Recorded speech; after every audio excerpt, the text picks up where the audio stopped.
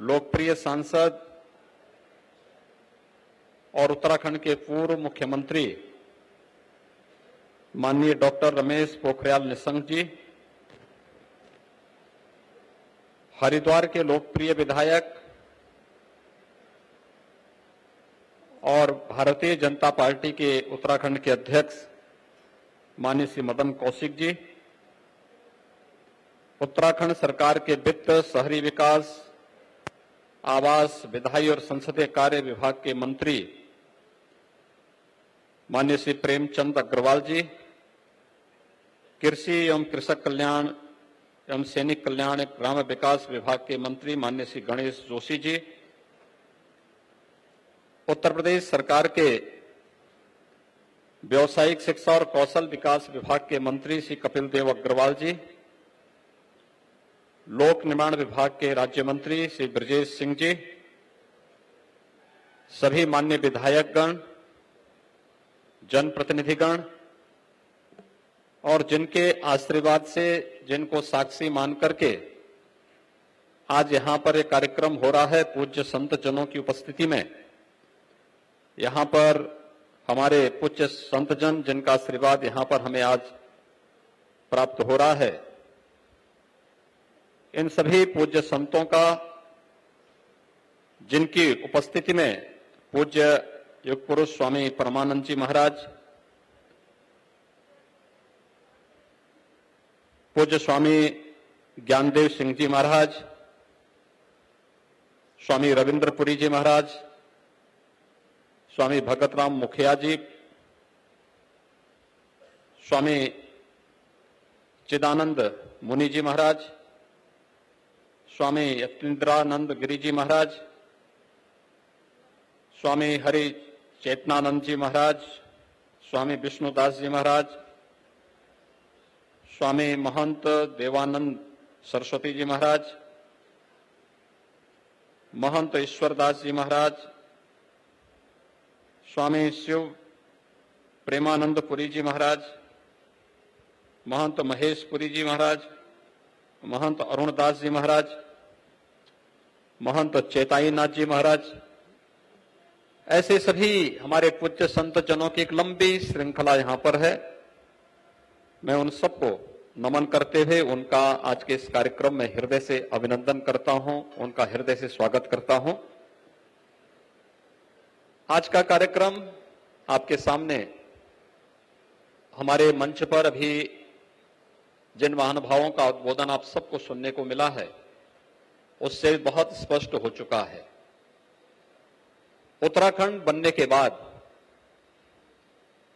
उत्तर प्रदेश और उत्तराखंड के बीच में संपत्ति विवाद चला आ रहा था और 21 वर्षों से यह मामला जब आपसी सहमति और संवाद से नहीं सुलझ पाया तो ये न्यायालय में चला गया और न्यायालय में जाने के बाद अनसुलझा हो गया। 2017 में जब मुझे उत्तर प्रदेश का मुख्यमंत्री बनाया गया और उसी समय भारतीय जनता पार्टी की सरकार से त्रिवेंद्र सिंह रावत जी के नेतृत्व में उत्तराखंड में बनी, एक मामला सुप्रीम कोर्ट में जो चल रहा था, सुप्रीम कोर्ट ने बहुत तीखी टिप्पणी की थी। मुश्किल से सरकार बने हुए एक सप्ताह हुए थे, इस समय तीखी टिप्पणी हुई थी। तो मैंने अपने उत्तर प्रदेश सरकार के अधिकारियों से पूछा, मैंने कहा ये न्यायालय को, माननीय न्यायालय को इसमें इतनी तीखी टिप्पणी करने की आवश्यकता क्यों पड़ी? क्या हम इसका समाधान बैठ करके नहीं कर सकते थे? लेकिन जो अक्सर नौकरशाही की प्रवृत्ति होती है टाल मटोल करने की,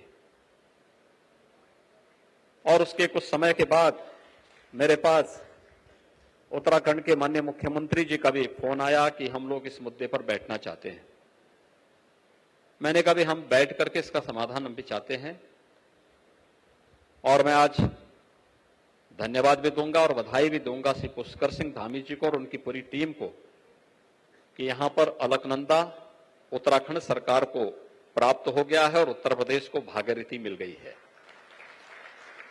भाइयों बहनों, भारत की जो जीवन धारा है, उस जीवन धारा की आत्मा है मां गंगा, और गंगा तब बनती है जब अलकनंदा और भागीरथी एक साथ मिलती है, तभी गंगा बनती है। तो ये भारत की एक उज्ज्वल जीवन धारा है, जिसको लेकर के जो प्रधानमंत्री मोदी जी की उस परिकल्पना को, एक भारत श्रेष्ठ भारत की परिकल्पना को साकार करता है कि लोकतांत्रिक रूप से चुनी गई सरकारें अपनी समस्या का समाधान संवाद के माध्यम से करेंगे और संवाद के माध्यम से समस्या का समाधान का एक उत्कृष्ट उदाहरण आपके सामने इन दोनों सरकारों ने एक साथ मिलकर के किया है कि आज से अलकनंदा उत्तराखंड सरकार के लिए और भागीरथी का जो नया निर्माण हुआ है ये उत्तर प्रदेश सरकार के लिए यहां पर आज समर्पित किया जा रहा है। एक बहुत बड़ा अवसर है दो राज्यों के बीच में आपसी संवाद से समस्या का समाधान निकालना, और नहीं तो ये अंतहीन सिलसिला चलता, लोअर कोर्ट में, फिर हाई कोर्ट में, फिर सुप्रीम कोर्ट में, फिर सुप्रीम कोर्ट एक बार फैसला देता, फिर रिवीजन में लोग जाते, फिर उसके बाद जो है तमाम अन्य उसमें उलझाने के लिए 10 बहाने होते हैं। लेकिन हम लोगों ने मोदी जी से एक ही बात सीखी है कि मामले को उलझाना नहीं है, बल्कि उसकी जड़ में पहुंच करके उस समस्या का हमेशा के लिए समाधान निकालना है। और उसका समाधान के रास्ते पर उत्तर प्रदेश और उत्तराखंड सरकार दोनों मिलकर के आगे बढ़ रही हैं, जिसमें आज अलकनंदा जो होटल है वह उत्तराखंड सरकार को, आज मैंने यहाँ पे उत्तराखंड के मुख्यमंत्री जी को उसकी चाबी सौंपी है। अब उत्तराखंड में अलकनंदा होटल का पूरा मुनाफा उत्तराखंड सरकार ले और उत्तर प्रदेश अपना पर्यटन आवास गृह के रूप में इस भव्य भवन को, जो आज पूज्य संतों के आशीर्वाद से यहाँ पर आज प्रारंभ हो रहा है, वह उत्तर प्रदेश वासियों के लिए यहां पर निर्मित होकर के हम यहां पर उत्तर प्रदेश को उपलब्ध करवा रहे हैं। एक साथ ये प्रक्रिया संवाद के माध्यम से समाधान के रास्ते पर निकल सकती है और उसी समाधान के रास्ते को आगे बढ़ाते हुए हम लोगों ने ये कार्य किया है। भाइयों बहनों, ये उत्तराखंड देवभूमि है और उत्तराखंड के देवभूमि न केवल भारत की आध्यात्मिक रूप से पूरे भारतवासियों को, 100 करोड़ भारतवासियों को अपनी ओर आकर्षित कर सकती है, उतनी क्षमता रखती है। कौन ऐसा भारतीय होगा जो उत्तराखंड के 4 धामों का दर्शन करने के लिए ललायित न हो? कौन ऐसा होगा जो हरिद्वार में मां गंगा में हर जी की पेड़ी में स्नान करने के लिए अपने आप को उतावला न पाता हो? पूरा देश और पूरी दुनिया के अंदर बसा हुआ हर सनातन हिंदू धर्मावलंबी की इच्छा होती है कि हम लोग इस पवित्र धाम के साथ जुड़े हैं। और मैं जब उत्तराखंड की बात करता हूं तो स्पिरिचुअल टूरिज्म के साथ साथ इको टूरिज्म की अपार संभावनाएं उत्तराखंड के अंदर मौजूद हैं।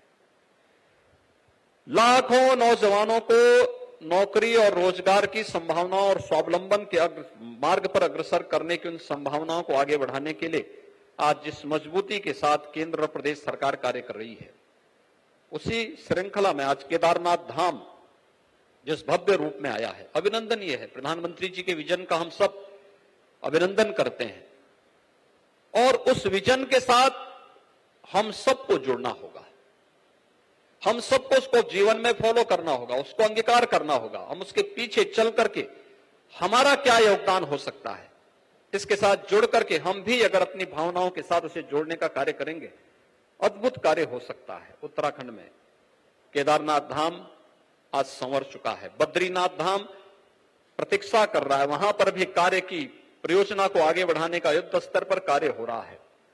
हरिद्वार पहले की तुलना में काफी विस्तार हुआ है, काफी अच्छी सुविधाएं मिली हैं। ऋषिकेश में भी उन प्रकार की सुविधाओं को आगे बढ़ाने का कार्य, उत्तराखंड बनने के बाद उत्तराखंड ने अपनी एक नई यात्रा प्रारंभ की है, विकास की यात्रा। यहां की सुख और समृद्धि का आधार बने, यह हम सबके लिए अत्यंत महत्वपूर्ण है। और उसी दृष्टि से आज का एक कार्यक्रम उसी श्रृंखला को आगे बढ़ाने का एक अभियान भी है। मैं इस अवसर पर उत्तराखंड के अपने सभी भाइयों से यही कहूंगा कि हम सबको मिलकर के इस अभियान का एक साथ मिलकर के इसे आगे बढ़ाना होगा। भले ही राज्य अलग अलग होंगे, लेकिन भाव और भावनाएं तो दोनों की एक है, एक जैसी है, एक साथ मिलकर के चलने की जैसी है। और हम लोग मिलकर के हर काम कर सकते हैं, कहीं कोई समस्या नहीं है। अकेले उत्तर प्रदेश 25 करोड़ का बाजार आपके लिए पड़ा हुआ है। उत्तर प्रदेश आपके पास आकर्षित होकर के यहां के धामों का दर्शन करने के लिए आने के लिए उत्सुक है। हमें सुविधाएं देनी होंगी। आतिथ्य सत्कार का, उत्तराखंड की परंपरा का, उसको आगे बढ़ाने के लिए तत्पर होना होगा। और पूरा देश आना चाहता है। यानी आप 4 धाम की 6 महीने की यात्रा में ही देखेंगे इतना कुछ आप लोग यहां के माध्यम से समृद्धि ला सकते हैं। इसके माध्यम से बहुत कुछ संभावनाएं। और फिर मैं उत्तराखंड की जब बात करता हूं तो उत्तराखंड में हर सीजन में अलग अलग प्रकार की संभावनाएं होती हैं। मैं जब 4 धाम की यात्रा बंद होगी तो आपके कुमाऊं से जुड़े हुए नैनीताल और वहां के जो हिल स्टेशन है, जोशीमठ से जुड़े हुए जो आपके हिल स्टेशन है, या उत्तराखंड के जो अन्य उच्च हिमालय से जुड़े हुए जितने हिल स्टेशन है, ये सब फिर उसके लिए पलक पावड़े बिछा करके लोगों के लिए तैयार होते हैं कि लोग अगर पर्यटन के रूप में, श्रद्धा के रूप में आना है तो यहाँ के हर एक जगह, हरिद्वार से लेकर के 4 धाम की यात्रा पर, हर एक डांडे पर और हर एक महत्वपूर्ण स्थल पर जो देव मंदिर हैं, शिवालय हैं, प्रमुख तीर्थ हैं, आप इनका दर्शन करिए। और अगर पर्यटक के रूप में आ रहे हैं तो मुझे लगता है कि देश के उन बिरले राज्यों में उत्तराखंड है जिसका फॉरेस्ट कवर भी बढ़ा है। यहां पर बहुत सारे ऐसे स्पॉट हैं जहां पर इको टूरिज्म की ढेर सारी संभावनाएं आज भी हम सबको लालायित करती, पूरे देश और पूरी दुनिया को अपनी ओर लालायित करती है। और उन संभावनाओं को विकसित करने की दिशा में एक कार्य जहां उत्तराखंड के अंदर हो सकता है, वहीं हम लोगों ने उत्तर प्रदेश के अंदर प्रधानमंत्री मोदी जी के इस विजन को बहुत अच्छे ढंग से आगे बढ़ाया है। आप सभी पूज्य संतों का आशीर्वाद प्राप्त हुआ था। भव्य कुंभ और दिव्य कुंभ कैसे हो सकता है, यह प्रयागराज ने आप सबके सामने प्रस्तुत किया। कुंभ की अवधारणा को आगे बढ़ा करके हर एक आयोजन को हम कैसे इसको आगे बढ़ा सकते हैं। हमने विगत वर्ष वैष्णो कुंभ के रूप में वृंदावन में एक भव्य आयोजन करके उस कार्यक्रम को आगे बढ़ाने का कार्य भी किया था। और यही नहीं, आज आप में से तमाम पूज्य संतों को जब प्रधानमंत्री मोदी जी ने काशी में काशी विश्वनाथ धाम का लोकार्पण किया था, उस आयोजन के साथ जुड़ने का अवसर प्राप्त हुआ होगा। काशी विश्वनाथ धाम प्रथम चरण का कार्य पूरा हो गया, सेकंड चरण का कार्य अंतिम स्टेज में चल रहा है। इस मई के अंदर वो कार्य भी पूरा हो जाएगा। और काशी विश्वनाथ धाम की स्थिति ये है कि 1 लाख श्रद्धालु प्रतिदिन आ रहा है वहां पर। वर्तमान में मुख्य मुख्य पर्वों और त्योहारों पर यह संख्या 5 से 7 लाख प्रतिदिन जाती है। जिस काशी में हम एक साथ काशी विश्वनाथ मंदिर में 50 श्रद्धालु एक साथ एकत्र करने की क्षमता नहीं रखते थे, आज वहां पर हमारे पास 50,000 श्रद्धालु एक साथ एक समय खड़ा होना चाहेगा तो वहां पर काशी विश्वनाथ धाम के अंदर खड़ा हो सकता है, दर्शन कर सकता है, पूजा में भाग ले सकता है। इस प्रकार की संभावनाएं बनती हैं और यह संभावना वहां पर बनी है। इसमें पूज्य संतों का आशीर्वाद भी था, उनका सहयोग भी था। यह हो सकता है काशी के विकास में इससे योगदान होगा, लेकिन इस प्रकार का कार्यक्रम हमारे पूज्य संतों का सम्मान भी बढ़ाता है, उनके गौरव में वृद्धि करता है, उनके प्रति लोगों की धारणाओं को बदलता है। आज काशी विश्वनाथ धाम भव्य रूप में देश और दुनिया के सामने है। अयोध्या में मर्यादा पुरुषोत्तम भगवान श्री राम के भव्य मंदिर निर्माण के साथ अयोध्या दुनिया की सबसे सुंदरतम आध्यात्मिक और भौतिक नगरी के रूप में विकसित होती हुई दिखाई दे रही है। आप अयोध्या को देखेंगे, बहुत अच्छे ढंग से अयोध्या संवर रही है, नए उस पर आ रही है। मथुरा, वृंदावन, गोकुल, बरसाना, इस सब के विकास की कार्य योजना हमारी लागू हो चुकी है। ये सभी कार्य वहां लागू हो चुके हैं। ऐसे ही सुख तीर्थ का, ऐसे ही नैमिषारण्य का, विंध्यवासिनी धाम का, चित्रकूट का, महर्षि वाल्मीकि की जन्मभूमि का लालापुर का, संत तुलसीदास जी की जन्मभूमि राजापुर का, ये सभी समग्र विकास की, आध्यात्मिक और भौतिक विकास की उन सभी संभावनाओं को लेकर के हम लोग आगे बढ़ रहे हैं। तो वो बौद्ध तीर्थ स्थलों के विकास के लिए, जैन पर्यटन स्थलों के विकास के लिए, सिख तीर्थों के विकास के लिए भी वहां पर प्रदेश सरकार निरंतर कार्य कर रही है। और केंद्र और प्रदेश सरकार मिलकर के जिन कार्यक्रमों को आगे बढ़ा रही है, आज वहां पर मूर्त रूप लेते हुए लाखों लोगों को अपनी ओर आकर्षित कर रहा है। अलग अलग आयोजन को एक इवेंट के रूप में प्रस्तुत करना। दीपावली का आयोजन अयोध्या के साथ जुड़ा हो, इस संभावना बहुत कम देखने को मिलती थी, लेकिन भाइयों बहनों आज दीपावली का आयोजन अयोध्या के साथ जुड़ गया है, अयोध्या के दीपोत्सव के साथ ही। आपने देखा होगा किस भव्यता के साथ हम उस कार्यक्रम को आगे बढ़ा रहे हैं। ऐसे ही होली का आयोजन वृंदावन और बरसाना के साथ जुड़े, ये नहीं होता था, लेकिन अब जुड़ चुका है। होली का उत्सव बरसाना के साथ जुड़ चुका है। ऐसे ही देव दीपावली उत्तराखंड में ही मनाई जाती है, लेकिन देव दीपावली की जब चर्चा हो रही है तो देव दीपावली काशी की मनाई जाती है। काशी की भव्य स्वरूप आप सबको देखने को मिलता होगा, काशी की देव दीपावली। हर एक आयोजन को, कृष्ण जन्माष्टमी, भगवान कृष्ण का जन्म उत्तर प्रदेश में हुआ, तो उत्तर प्रदेश के अंदर कृष्ण जन्मोत्सव का कार्यक्रम को भी इसी रूप में हम लोग लेने का कार्य कर रहे हैं। हर एक आयोजन को एक इवेंट के रूप में प्रस्तुत करना और उस इवेंट को यादगार बना देना, जिससे लोग उस दिन की प्रतीक्षा करें और फिर वहां आने के लिए पहले से ही तत्पर दिखाई दें।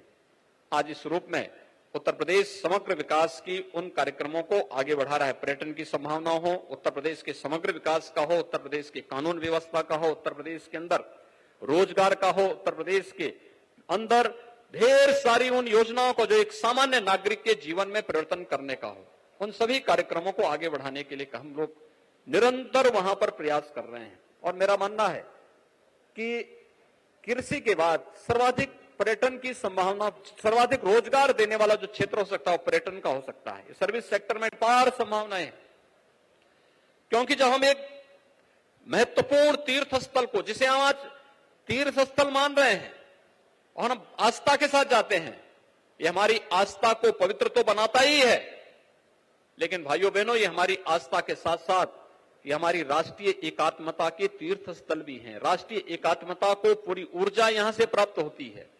राष्ट्रीय एकात्मता को पूरी मजबूती और पूरा तेज और ओज वहीं से प्राप्त होता है, और उसी तेज और ओज के लिए इन सभी पवित्र स्थलों के पुनरुद्धार के इस पवित्र कार्यक्रम के साथ हम सबको जुड़ने का अवसर प्राप्त होता है।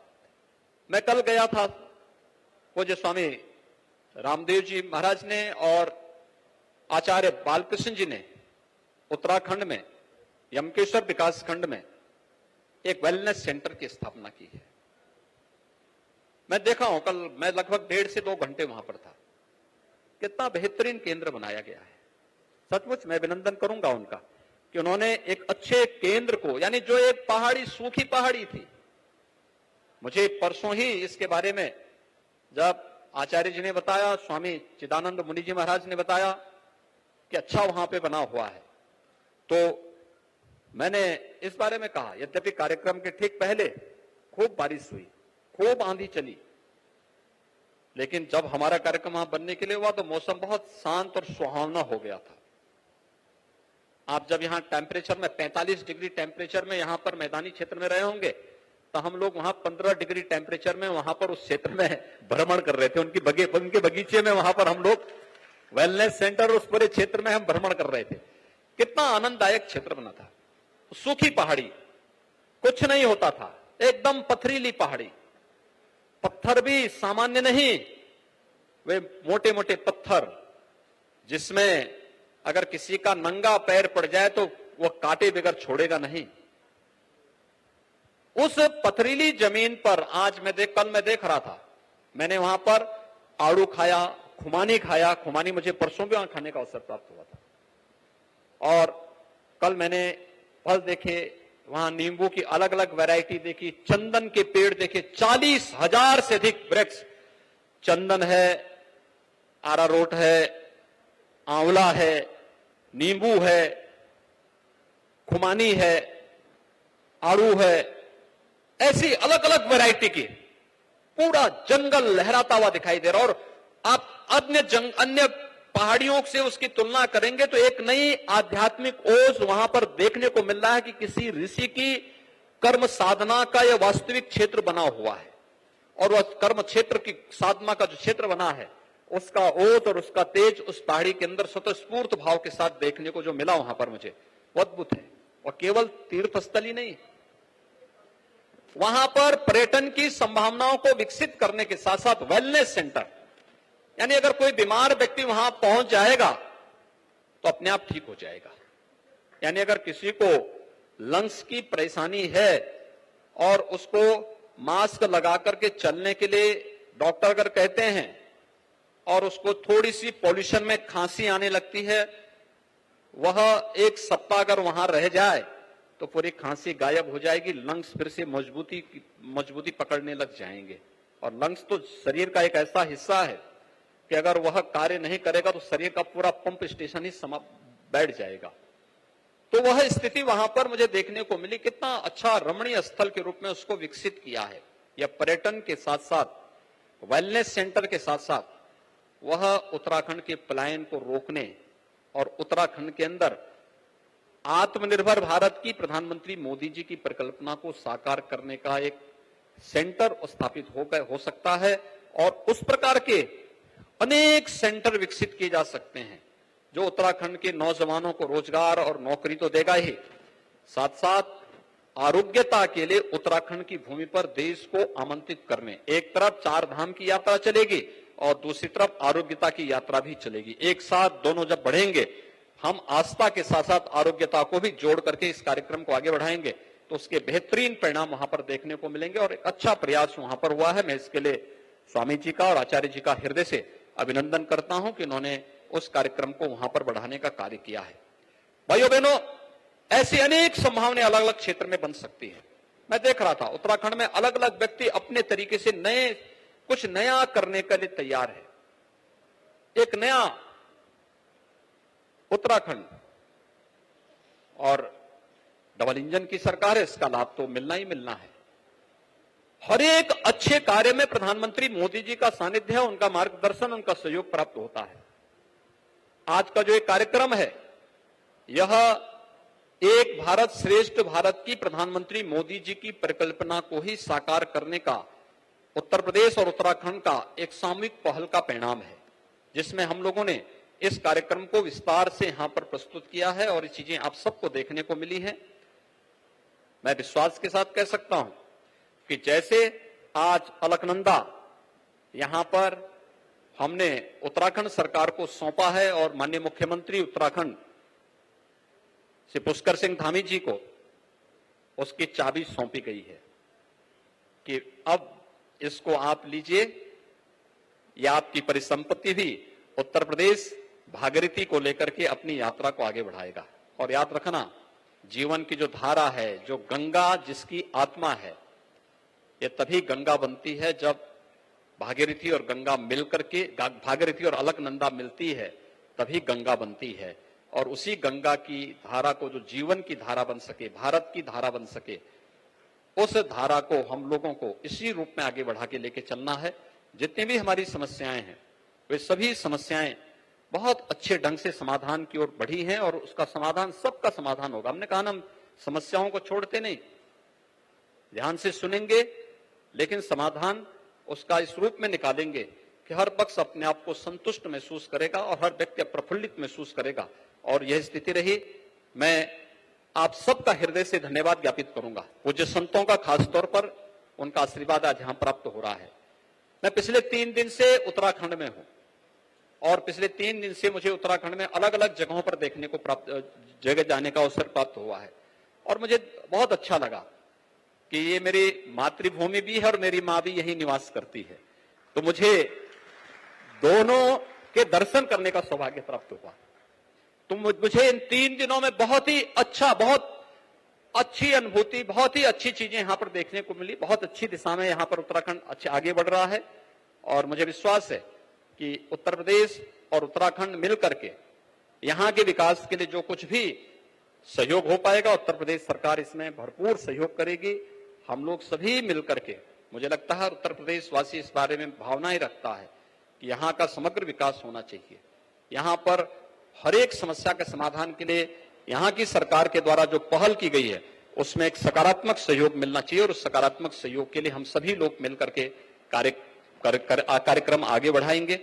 मैं एक बार फिर से यहां के माननीय मुख्यमंत्री जी का और उनकी पूरी टीम को हृदय से धन्यवाद दूंगा कि उनके सकारात्मक सहयोग से सभी कार्यक्रम समयबद्ध ढंग से आगे बढ़े।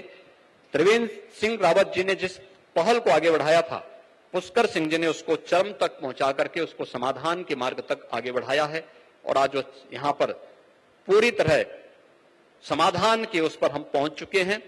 पूज्य संतों के सानिध्य में सारे कार्यक्रम आज यहां पर संपन्न हुए हैं और पूज्य संत तो वैसे भी उनका अपना कुछ भी नहीं होता। जो कुछ भी होता है लोक का होता है, समाज का होता है, राष्ट्र का होता है, धर्म का होता है।